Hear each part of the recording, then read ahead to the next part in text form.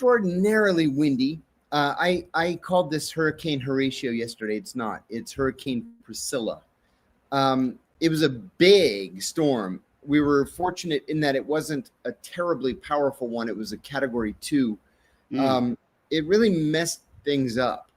The winds were ridiculous. There was damage, and I mean, you know how hurricanes are, but I was most concerned personally about the roads being washed out.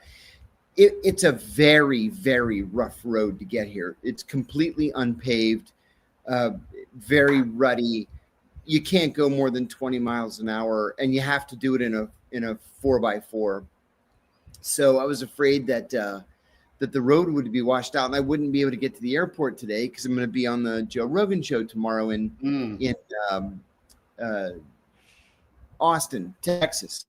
And so the director of the film that I'm working in right now really did me a solid yesterday, and he sent two of the staff members in a 4x4 just to the next village, which is about 10 miles away.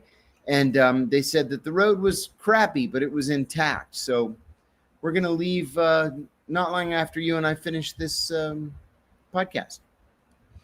Oh, well, okay. Well, I wish you luck. And of course, the fact that you're traveling kind of, brings up one of our stories, which is the government shutdown. Yes, all across the country, we're having rippling delays. The air traffic control system was already in a lot of trouble and long neglected and very short-staffed. There's been lots of warnings about this. There's short staffing may have contributed to a number of fatal incidents over the United States, including that one in Washington. So ATC has been complaining about this for years. Congress doesn't seem interested in fixing the problem, and now it's only worse because the air traffic controllers are either quitting outright or they're certainly taking vacations. And President Trump even intimated yesterday that federal workers, and he's not saying which ones, that some of them may not get back pay, those who are furloughed. Now, and that's not happened before. That can't happen. I mean, that's illegal, right? I mean, you would think so. Yeah. I mean, they're workers. I mean, I don't even care that they're federal workers. I mean, if I hire an employee and then I just don't pay them after I agreed to pay them, well, obviously I'm breaking the law. Mm-hmm. The problem is that what's the remedy for breaking the law? Not Sharia, where you can go to a court and get justice tomorrow morning. It's like you go and hire a lawyer. It costs money. The opposing side drags their feet. If the opposing side is the federal government, they have bottomless pockets and they can delay, and they have laws written in their favor, and it's a nightmare. So, I mean, John, I really did want to. So I hope that you don't get affected by this on your way to Austin. But I guess I wanted to ask you, as a former federal worker for a long time, and who's lived in D.C., what is the effect on morale on federal workers when something like this happens, where basically the government? I mean, let's go back to January, right? The government, the president comes in. We have this DOGE thing, and basically he's like, I hate most of you guys. You guys aren't doing a good job. A lot of departments should be eliminated. A lot of workers should be fired. You have a lot of dead wood. You bring in Elon Musk, who doesn't know what he's doing, to just fire people willy-nilly. So there's a total lack of appreciation there. There's been very little coming from the commander-in-chief saying, we appreciate you. We love you. Thank you for your service. No, we haven't met, have we? And then, you laugh when I say that. The fact that you're laughing is says it all, right? But that's what he should be doing. And then it's it's been going on. They've been demoralized. They've been laid off. It's like there's been this yo-yo thing where people have gotten laid off and brought back. And now they're being told, oh yeah, you're being furloughed, which sucks hard enough because you're not getting paid for a while. But on top of that, you're being told now, oh, by the way, you may be shit out of luck if when we come back, because we're going to drag our feet on paying you. I mean, yeah, I know it's Trump bluster, and I don't think there's anything some of it. I don't think it's true, but it's got to really be a bummer, yeah? Yeah, it is a bummer. People aren't shocked by a government shutdown. They're used to government shutdowns. They happen all the time. Every couple of years, there's one. They usually last a day or two or three. No big deal. But I was part of the government shutdown back in the two government shutdowns back in 95 and 96 that were weeks long. Now, for us, we didn't so much care because I was working overseas at the time. My house was paid for. My utilities were paid for. My car was paid for. I didn't have to worry about anything. But for people who are living, in the DC area, let's say, anywhere around the country where you're not getting some sort of a subsidy, it's tough. And I'll tell you, I'm smiling because, on the one hand, I don't really give a shit. And on the other hand, I feel a little bit sorry. But people like prison guards. Mm-hmm. I was in prison about 6 weeks, and I broke my pinky finger working out. And so they had to take me out to an outside doctor. And they put you in chains and shackles around your ankles and around your waist. It's humiliating. But I get in the van with these two guards, and they're talking about the shutdown. And one of them says that he doesn't have enough money to last for the week. So if this is going to be a shutdown longer than a week, that he's screwed. And I said, as if it was my business, I said, "What GS grade are you?" And he said, "I just got my 4." And I said, 4? How do you feed yourself? And he said, "Why? What were you?" I said, "I was a 15, and my wife was a 15, and we still had trouble making ends meet." Well, if you're a GS4 and you're making, $35,000 a year, you can't go without a pay for weeks or for a month at a time. You're going to end up having your car repossessed. You're going to default on your credit cards. You may not even be able to make your payments on your utilities. So for Donald Trump to then say that he is actively and seriously considering just not paying people the back pay after forcing them out of work in the first place, this is going to crush morale that's already fragile. And I'll tell you what, in an unrelated incident that I'm going to connect to this, my morale is crushed today because I saw in the Washington Post that Herschel Walker, you remember Herschel Walker, mm-hmm. that moron who ran for the Senate several years ago? Georgia, and who beat his wife and beat his girlfriend and held guns to their heads, yesterday was confirmed as U.S. ambassador to the Bahamas. Wow. 51-47. All the Republicans voted yes. All the Democrats voted no. Yeah, no, that's... No, I mean... So Herschel Walker's his own thing, but let's linger a little bit on the shutdown morale. Yeah, I mean, one thing one effect that I think is that people don't think about is, going forward, these kind of things make people less likely for young people to want to go work in the government, right? I mean, government doesn't pay very well compared to the private sector, but at least, people think, oh, if I work for the government, it's safe, it's steady. I get a paycheck on a regular basis, and it works. It's great to know that that's going to happen. And in fact, it looks like we've lost John here. We'll see. We'll let you know when he comes back. We'll pop him right back in. But he has a very unsteady signal down there in Mexico. So I'll pop in producer Robbie as a substitute. Says, I like having someone to talk to. It's lonely in here. Hey, Robbie. It is lonely. Howdy. Robbie, why don't you fill us in and remind people a little bit about what's going on while you're here, and maybe if you have any thoughts about. Well, tell me about your Thomas Massie thought about the shutdown, and then we'll get into that. Well, it's pretty neat because the MAGA Civil War basically stopped when Charlie Kirk was assassinated. That is no longer the case. It is back on with an absolute vengeance because the pro-Israel establishment wing in the GOP, they've really overplayed their hand. They've reached too hard.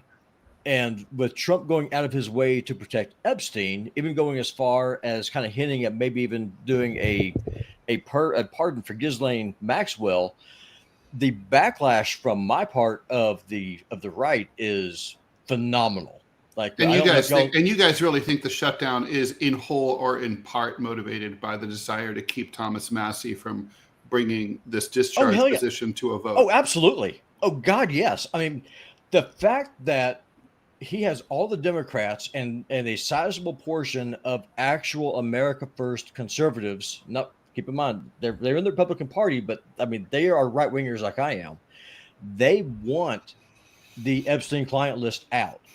They're going for the throat. They want blood. So yes, there's a reason why Johnson, before this even happened, he sent everyone home early to try to avoid this from happening. This is their nightmare. We talked about this here back in July when he did that, and I remember we all agreed that that this was not going to work. That MAGA world's memories are a little longer than that of a fly.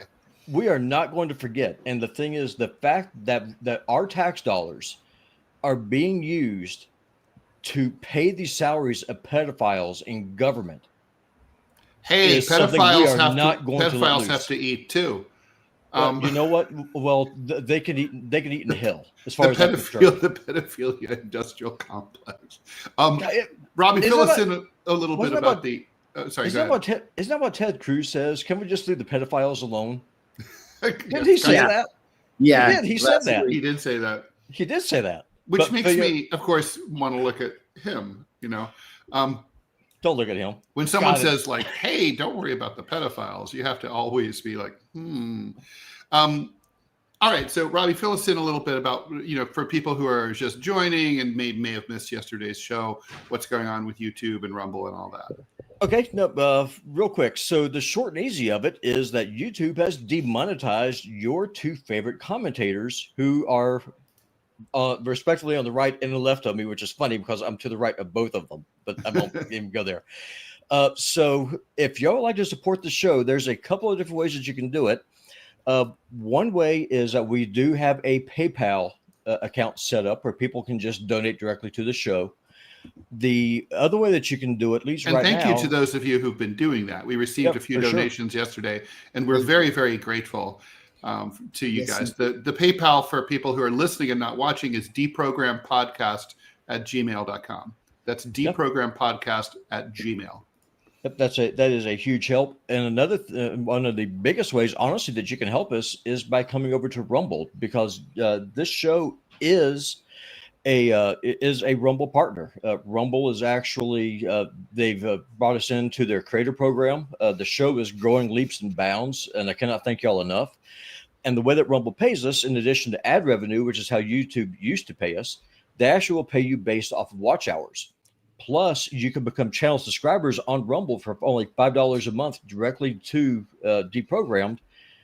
And John and Ted keep every penny of that. Rumble does not take a percentage; they keep it all. And so, not only able to support them that way, you also can see the premium content that's coming out. Which part 2 of Ted's interview will be dropping today after the TMI show. So, if you want to see exclusive content you can't see anywhere else, come over to Rumble. The weather's fine. Yes, there are a lot of right-wingers here like me, but I promise we don't bite. Most of us are actually pretty nice guys. And love to have y'all here. Thanks, Robbie. All right, John, let's hope your signal holds together. So the morale, so I mean, I guess, so I was saying young people aren't going to want to work for the federal government. No. I remember my father telling me the choice that he made as a young man between going to work for the Air Force or going to work at Lockheed or some other private engineering company. And he said, well, the thing about the government is it was safer. well, this doesn't feel safe, right? I mean, no, this doesn't feel safer. I used to say the same thing. I used to say, well, I don't have to worry about, like, I remember early in my career not even paying attention to economic news because the federal government was immune from recessions. And so if unemployment spikes, it didn't have any effect on me. So I didn't even pay any attention. Well, now you have to pay close attention. Look, just as an example, at air traffic controllers. Everybody knows this is the most stressful job you can possibly have, to be an air traffic controller. And the conditions are terrible. And, people have nervous breakdowns and whatever. And then on top of that, you're not going to get paid? I know. Minds would want to be an air traffic controller. No, it's insane. It's the only reason you're there. I mean, I guess there's probably people who get off on the thrill of, like, the fast-paced move. It looks pretty exciting and fun. I mean, I don't know, man. The closest job I ever had to that was a stock trader, and that I miss it all the time because I had that personality. I mean, 4 o'clock, the close of the market would come like instantly. The day would just fly by, which I love. Yeah. But still, cool. Yeah, you're right. If you're not getting paid, why the fuck are you there? Exactly right. Why is Donald Trump doing this? I mean, I'm asking you to climb into psychoanalyze our president. Why? I think he sees this as a traditional political pissing match. That there's going to be a winner and there's going to be a loser, and he wants to be the winner. But in reality, that's just not the case. What this is a Congress that is unable or unwilling to do its most basic job. Like, if there's one single thing that Congress has to accomplish, it's to pass a federal budget. And they can't even do that. They're so worried about, God forbid somebody should set a flag on fire. We need to legislate that. Or, wait a minute, Israel may need several more $1 billion. We better send that. Or we need to get all these unqualified people pushed into office. We should take care of that. The budget, people. All you have to do is pass a budget. Did you know we have not passed a budget before the constitutional deadline since 1995? I just looked this up. 1995. Absurd. Congress has not passed a budget. It's like, it reminds me of my college classmates who, could never, ever, ever, turn in a paper on time. It's like, half our conversations were like, I went to beg for an extension. I'd be like, I never got an extension once. I mean, I knew when it was due and I turned it in. It's a psychological block for people. Yeah. Thank you very much to Double D 37896442 as opposed to 441. Thank you very much for the gifting that donation over on Rumble. Much appreciated. Tariq Q is nudging you, John. Don't forget to plug this show on Rogan. Although I think that's a little tricky, but I'm going to try. I'm told that he's funny about stuff like that. Right. But I'm going to try.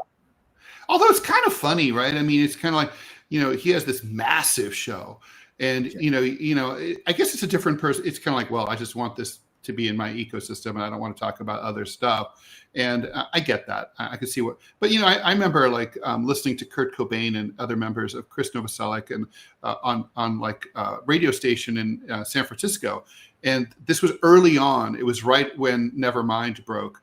And they were like, oh, so during the interview, the DJ's like, oh, we're going to play some tracks from Nevermind. And Kurt goes, no. Everybody's already heard our stuff. Everyone knows our stuff. We're huge. We play stadiums. So we brought some CDs by some of our favorite, like, obscure bands who we think are awesome.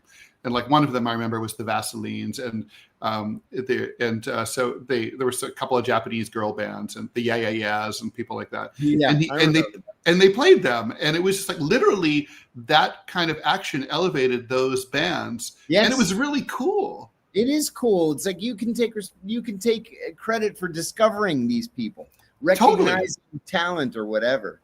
Yeah. Like Sherwood Anderson discovered Ernest Hemingway and got him his first book deal. And then later, Sherwood Anderson, Ernest Hemingway didn't like the idea of being overshadowed by Daddy Sherwood. So he like broke with him and insulted him. A Movable Feast is actually Hemingway's satire and parody and send-up of Sherwood Anderson. That's tough. Let's see here. Bustelo Maserati said, I boycotted Rumble. I deemed them un-American, LOL. All right, well, you do you. But, and hopefully YouTube will be up and running. But just so you know, your watch minutes, hours, whatever, go about a quarter of the way on YouTube. When YouTube is working, which right now it's not a political thing. We're going to work out this YouTube thing, just so you guys know. But but they're really squirrely, and it's a really annoying company. And to think that this multi-trillion-dollar corporation, Alphabet, is basically getting free work from John and I is galling. It's really, really annoying. So anyway. There's another connection to Rumble in the news today that you and I were going to talk about it. I don't know if you realized it, but there's a little bit of a kerfuffle taking place over at the CIA. The deputy director of the CIA, by the name of Ellis, fired the acting general counsel and decided to name himself as general counsel. Something Ted here is calling, where is it? Right there. A power grab. That's exactly what it is. It's a power grab.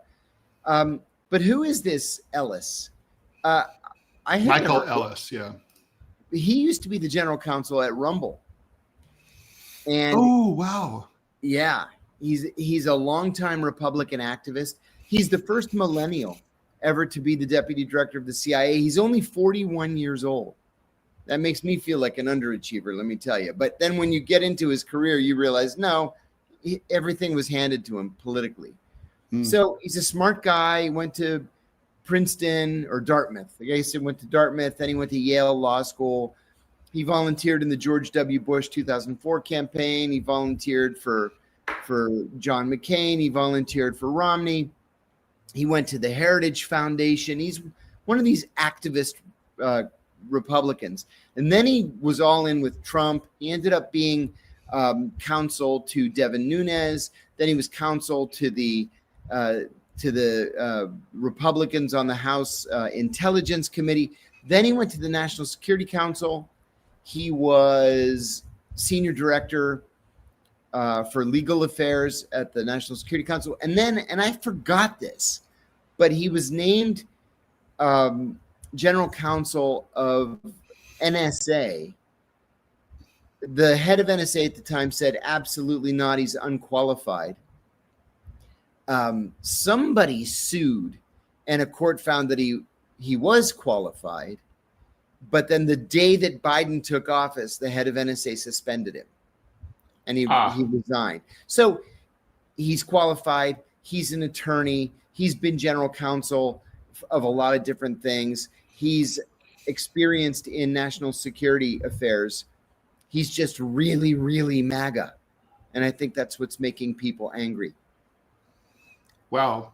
Yeah. So, I mean, it's always weird, right? Like in official Washington, it feels kind of not anti, but it feels kind of un-American when one person assumes multiple jobs, kind of like when Trump appointed himself director of the Kennedy Center, or but like, or Henry, right? When Henry Kissinger had 2 or 3 jobs in the Nixon administration all at the same time. Oh yeah, big jobs. Big jobs. And you're kind of like, you're a czar at this point, right? Literally, they call you that. And I mean, I don't know. Look, you're much more familiar with the inner workings than the federal government than I ever will be, John. I mean, is that more efficient? I mean, or it just seems like these are all big full-time jobs that would be hard for a person to fulfill one of them, much less 2, right? Yeah, it is not possible for Marco Rubio, for example, to be both Secretary of State and National Security Advisor, just like it was not possible for Henry Kissinger to do both of those jobs. The National Security Advisor is the overall head of foreign intelligence and defense policy.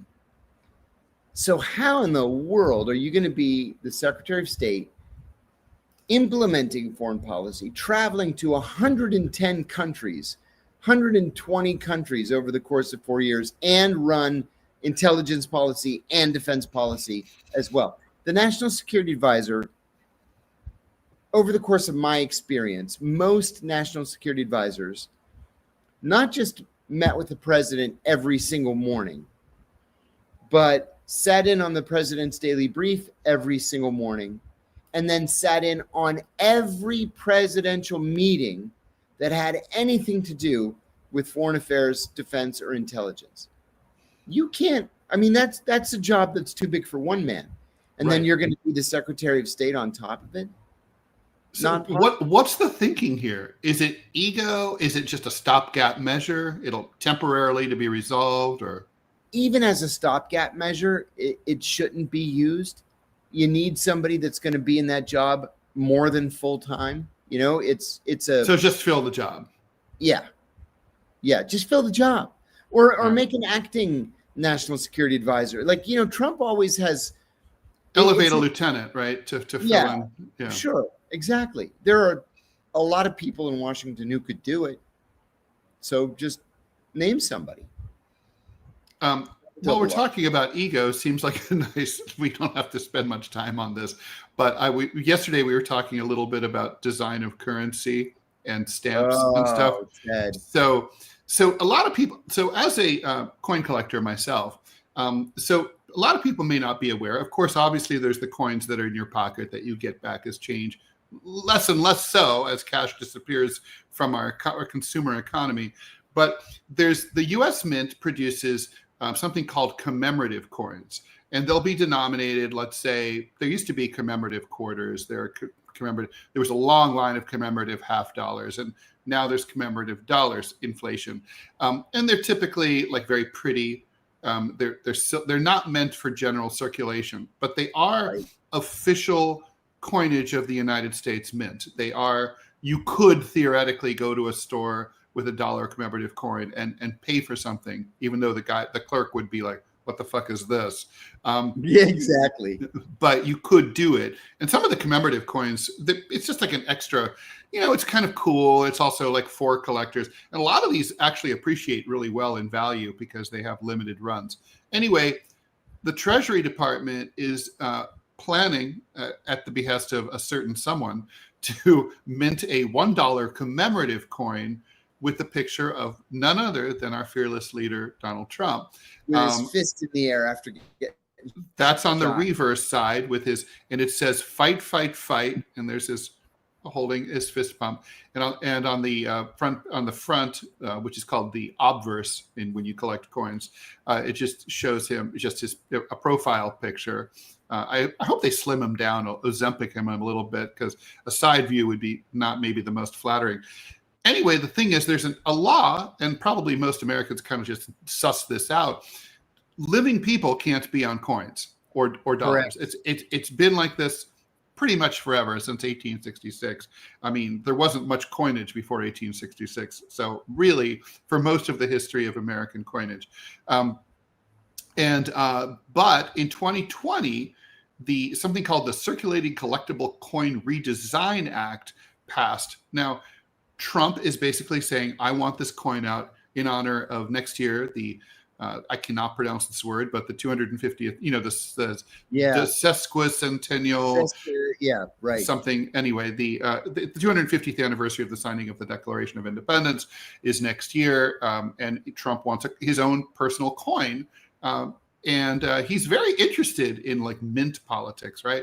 Like under going back quite some time, at least to Obama, there have been plans to scrap Andrew Jackson from the $20 bill and put Harriet Tubman on there instead. And basically, this got delayed in the first Trump administration. Biden sort of tried to revive the process. How hard is it to fucking make a picture of Harriet Tubman? Yes. But anyway, the point is they've been dicking around, and now Trump is again like dragging his feet on Harriet. So he's really, I mean, I know it's silly, but it really is. I mean, the man's ego knows no bounds. It's pretty incredible. To approve of the minting of a commemorative coin honoring yourself is, I don't even. Turkmenbashi. Yeah, that's right. I mean, I don't think even Saddam Hussein was on the coins in Iraq, was he? He was on the paper money. Oh, on all of them? All of it, yeah. So, okay, so it's like Saddam. I remember one thing Saddam Hussein did. I was a new analyst at the time, and they were rebuilding. They had a team of archaeologists in Iraq rebuilding the ziggurat of Ur, right? Yeah, the ziggurat. Yeah. And he demanded that every brick be stamped with his name, Saddam Hussein. Oh my God. And he also ordered that all the bricks face inward, so you couldn't see them from the outside, but that would ensure that they last another 3,000 years. Well, I guess the bricks are in there, right? Was the ziggurat of Ur the model for the biblical story of the Tower of Babel? Yeah. Yeah, because it's Babylonian, right? That's right. The ziggurat of Ur. Did he do a good job? Like with those renovations, when they redo historical monuments, like sometimes they do a really classy job. Like Saint-Malo in Normandy is beautiful the way they rebuilt it. It's like it was like Carcassonne in France, beautiful. The circular walled city. But sometimes they do a shit version, and it's all crapped up. How did they do it? Did you see it? This looks like the Masonic temple in Alexandria, Virginia. Answers that question. One of the sad parts, by the way, of the fact that Libya became a failed state, thank you, Barack Obama and Hillary Clinton. I was dying to go see the Roman ruins because, apparently some of the best preserved Roman ruins in the world are in Libya. Yes, because of the desert climate. That's right. That's exactly right. And that's exactly why I wanted to go to Libya too. I had a friend at the agency who volunteered to do an analyst overseas position in Libya after already having done one in Delhi and one in Beirut. He's the only person ever to have 3, which I don't know how he ever got permission. But anyway, he went to Libya just so that he could go to the ancient Roman ruins. Not for any other reason. He had no interest in Libya or Libyan affairs, but he slogged it out for 2 years just so that he could go and see the ruins. Apparently the bazaar in Tripoli used to be amazing too. There was like I don't know if it's a covered bazaar like they have in Istanbul, or I'm hoping you take me to the what was it, Samarkand? Tolkuchka that's in Ashgabat. That's Ashgabat, yes. Yeah, next summer. No, I'm dying to go. Yeah, no, there's stuff there you just can't get anywhere else. I'm drawing a bead on. I want one of these crazy shaggy Kyrgyz carpets, which I regret not having gotten in the first place. All right, let's answer some questions. Ludwig Double D wants to know, what's our take on Mike Pompeo in a post-Trump era? Worst? Yeah. Worst director. Yeah. One of the worst ever. Yes. A man for whom the rule of law meant literally nothing. Yeah. That's bad. May I add one thing? Do we have a moment? Please. You'll remember that it was Mike Pompeo who declared WikiLeaks to be a hostile non-state intelligence service. He did that for a very specific legal reason that just went right over the heads of the mainstream media, including the big ones like the Post and the Times. The reason he did that is because if the CIA is going after a non-state entity, there's an obscure law saying that they don't have to inform the congressional oversight committees when they carry out a covert action operation against that organization. And so I'm convinced that the plan was in place to assassinate Julian Assange. And that was the way they could legally do it without having to tell the committees. I'm convinced of that too, actually. I think they definitely wanted to do that. I mean, by the way, I mean, I'm going to spring this on you because it happened to be like last week. I live in an apartment building in New York City. I was going to ask you, is gaslighting a real thing, like in espionage? I go do my laundry. I go downstairs to, I had a pile of laundry in my bag. And when I got downstairs to get the stuff that was drying, on top of my laundry, there was a Qatari coin. What? One little low denomination, 50 whatever. It was 50 cents, I guess. Yeah. Yeah. Little, like about the size of a dime. Qatari coin. And, I was like, now, okay, Qatari coin, I mean, look, it's New York City. People travel. They can, coins bounce around and, people are in the laundry room. But it was on top of, so maybe someone just found it on the floor and was like, oh, this must have been yours. But I was like, but it's Qatari. And given everything, given who I am, given what's going on in the world, I was wondering if this is like a, hey, Ted, is this a message? Or is this just sometimes a Qatari coin is just a Qatari coin?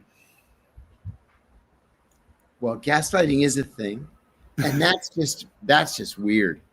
Isn't it weird? I'd like to think that somebody just found this coin on the ground and just put it up there. Like, oh, I don't want this coin, but maybe this guy does. Yeah, I'm going to think that. And by the way, I think by the way, the whole idea of gaslighting to me is silly. It would just make me laugh. Like in the movie, it wouldn't make me go crazy. Oh my God. I would just be like, no, some asshole broke in here and moved my lamp. Yeah, there was somebody in my life to whom I used to be very, very close. And she would always say, I am not cheating on you. I am not cheating on you. You know what? You are mentally ill. Oh my God. You are mentally ill. You're imagining all of this. And of course. Yeah, well, so I don't know if I've ever told you about Rawls' theorem, right? So, Toni Morrison's famous line, right? Like, if someone tells you who they are, believe them. My version of that has always been, if someone volunteers that they have a certain personality trait, if they say it, like, not like, so if I ask you, John, hey, are you a good tipper?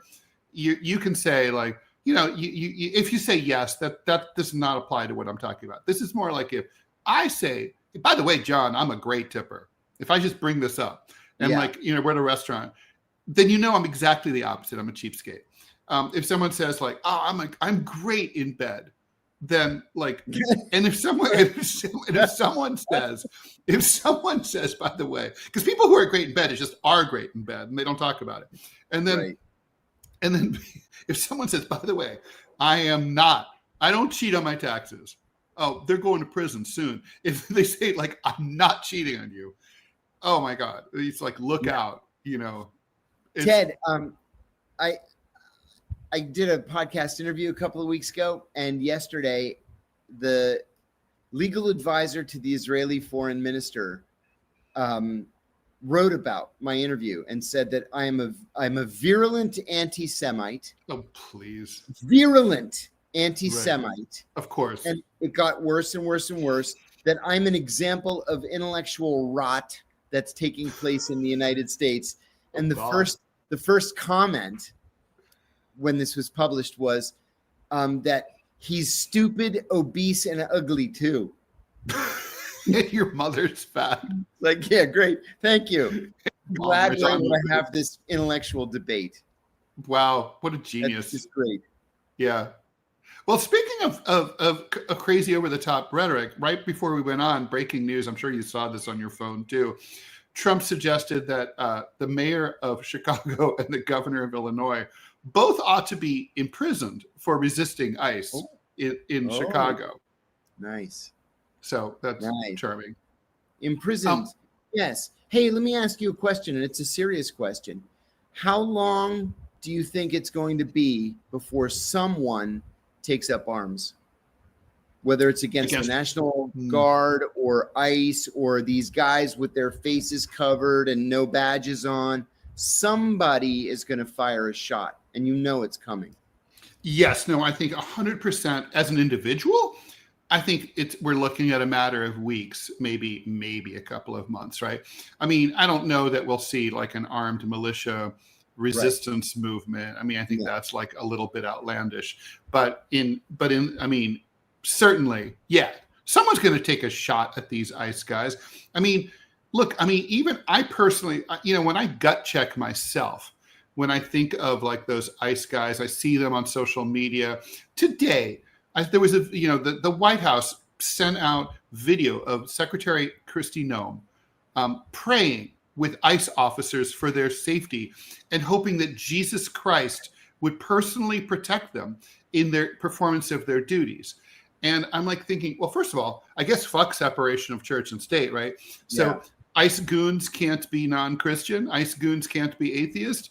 I guess maybe, and they're not, and I won't get into the fact that they're not really Christian, but the point is that like it's so gross, and so the right is pouring on the right sauce so heavy and so fast, and these guys are behaving so recklessly and violently and cruelly. Yes. I mean, it's got me boiling mad, and there's no way I'm alone. So yeah, someone who's not as calm as me is going to do something bad. Exactly, for sure. Right. It's coming. There's no doubt. Thank you for the donation, Real. Much appreciated. Thank you. I got an ad. If you haven't already, make sure you download the Rumble app. It's free, simple to use, and the best way to stay connected to the content you want. Once you've got it, search for our channel and hit follow. That way, you'll get a notification every time we go live. No missed shows, no extra steps. There was one more thing. You can grab it right now using the link in the description or the pinned live chat. Download it to your phone and you're ready to go. And if you prefer watching on the big screen, Rumble is available on all major streaming devices and smart TVs. Just search for Rumble, follow the channel, and be part of the action. Thanks, Robbie, for putting that up. We should talk about conversion therapy. So conversion therapy is obviously the way that people, transgender people, basically physically manifest their transition, and so anyway, there's a Colorado and a bunch of at least over 20 other red states all have bans on conversion therapy for minors. Started in Colorado, I think.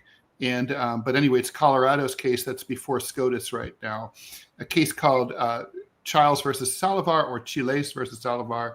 A therapist said, basically, as the plaintiff here, says that it's a violation of her faith-based talk therapy, and she's claiming it's a free speech violation.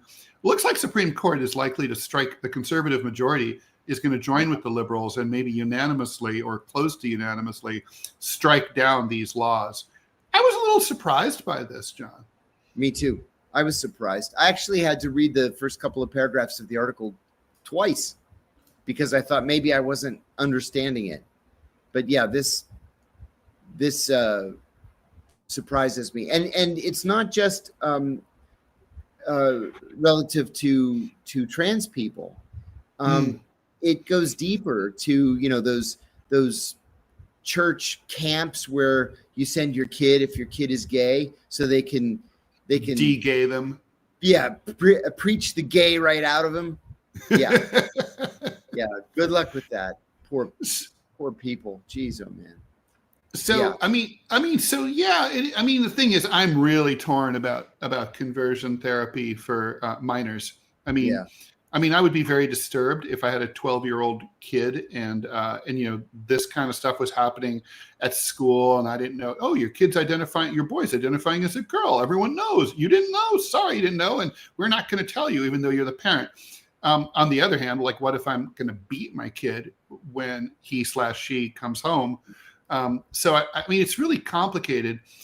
I do have issues with the hormone and the physical.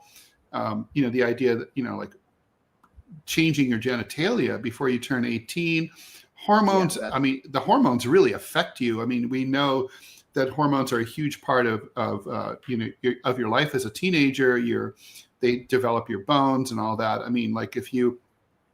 Even my cat. Okay. Like when I got my cat, I asked my vet, do I have to get him neutered? And he said, well, if you don't, he's going to spray all over the place. But if you wait as long as possible, the bones of your cat are going to set better and he'll live longer and he won't have arthritis.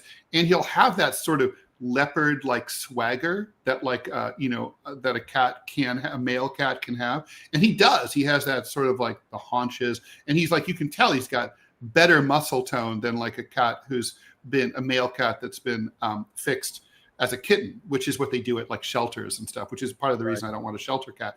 And that's true about mammals, right? Like if you mess with someone's hormones, when they're 13, 14, 15 years old, I mean, it is going to have effects outside, and not to mention, like, what if they change their mind later? I don't know. Yeah, exactly. But I don't want them to commit suicide either, because they're not like living their true self.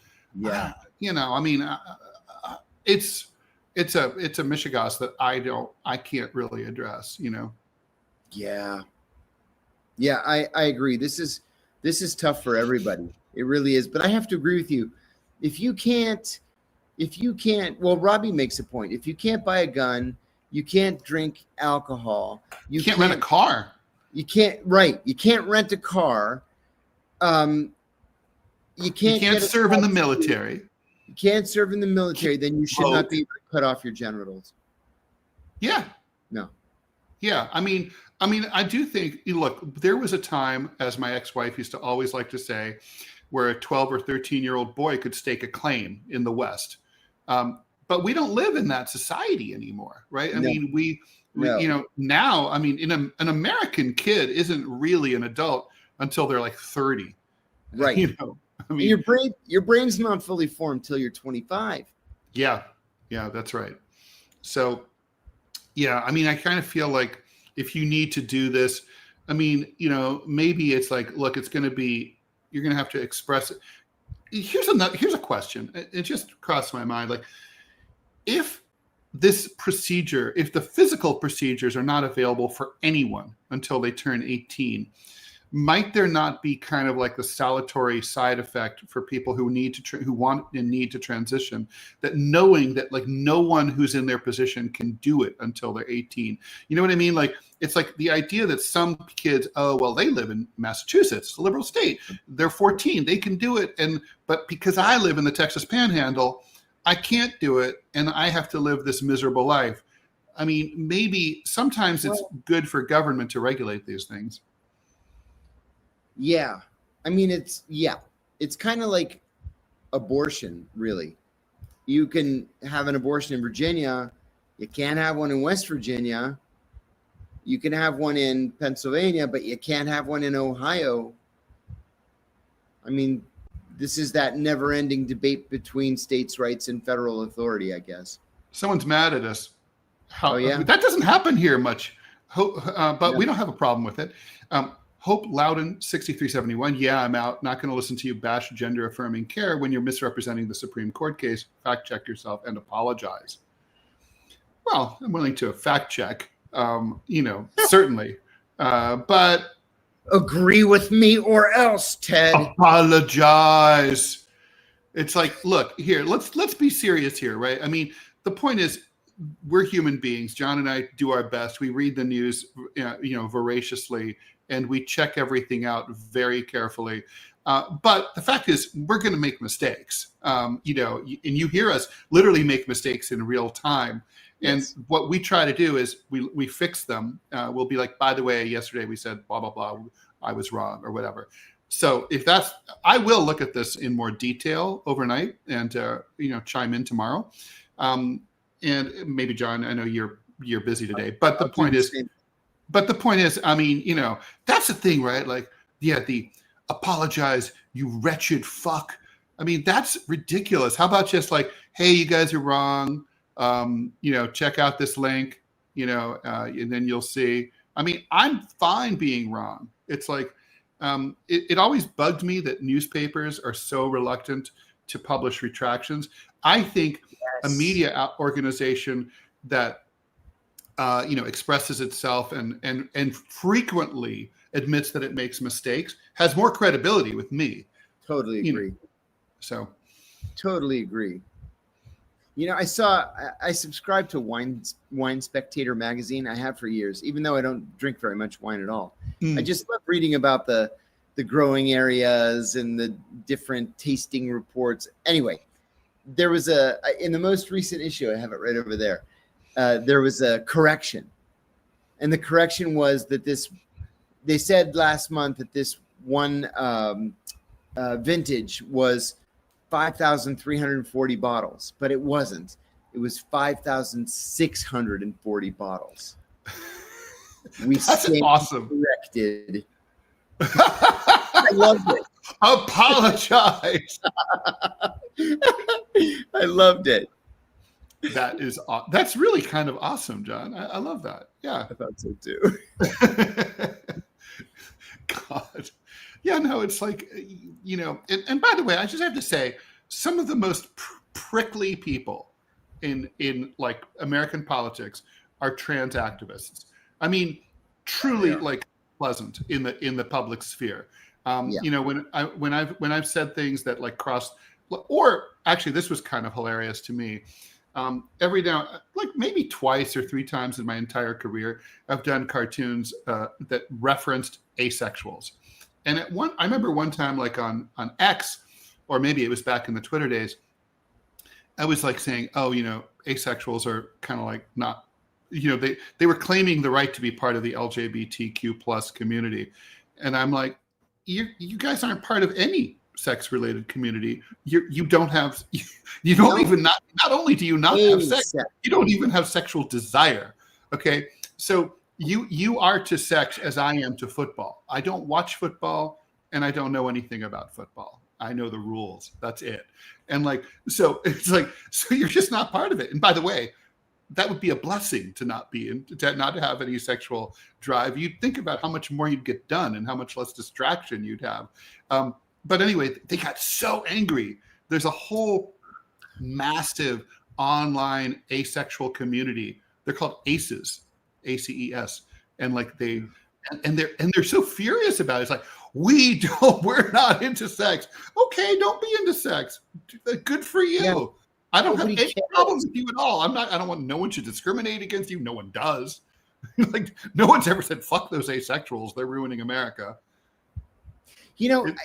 I take heat sometimes, and I know that you do too, from people who say, why aren't you talking about XYZ issue? And I say, why aren't you talking about the Turkish occupation of Cyprus? I haven't heard you condemn it once yet. Right. Because it's so sophomoric, right? I mean, like nowadays, I have, like when some of the revelations have come out confirming just how senile Biden was, people are like, you shouldn't be talking about that. You should be talking about how senile Trump is. And I'm like, okay, because Biden's not president anymore. Yeah, but when he was president, you wouldn't admit that this was true. So when do we ever get to talk about it, right? Never, if you have your way. But James Comey is in court right now in the Eastern District of Virginia, a place I know well, unfortunately, where he is in the course of pleading not guilty to federal crimes. Of course he is. So, I mean, obviously, John, a place I know well, unfortunately, where he is in the course of pleading not guilty to federal crimes. Of course he is. So, I mean, obviously, John,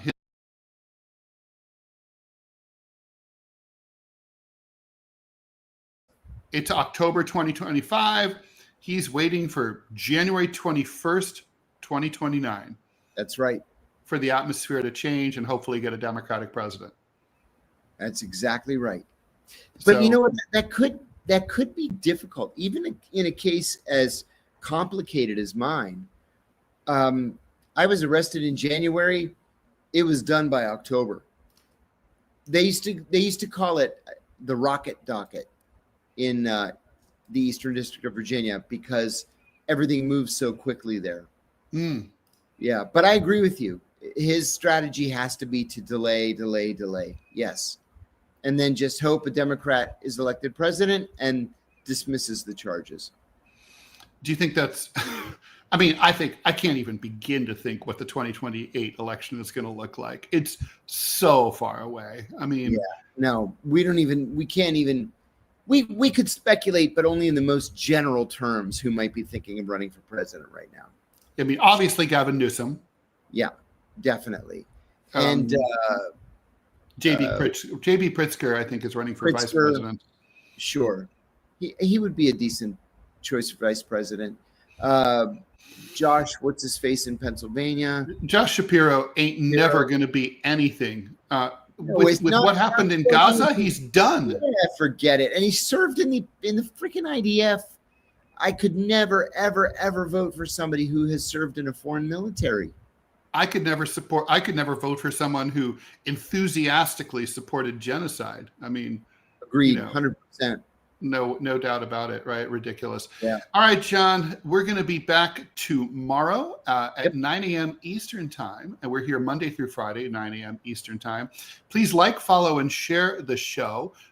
If you'd like to support the show and so that we can keep doing it, and we're working out the kinks here, but over on YouTube, but still in the meantime, just to sort of keep the, keep the bills paid as much as possible. If you can see your way clear to sending some lucre over to deprogrampodcast@gmail.com, we would be much appreciative. Thanks to producer Robbie.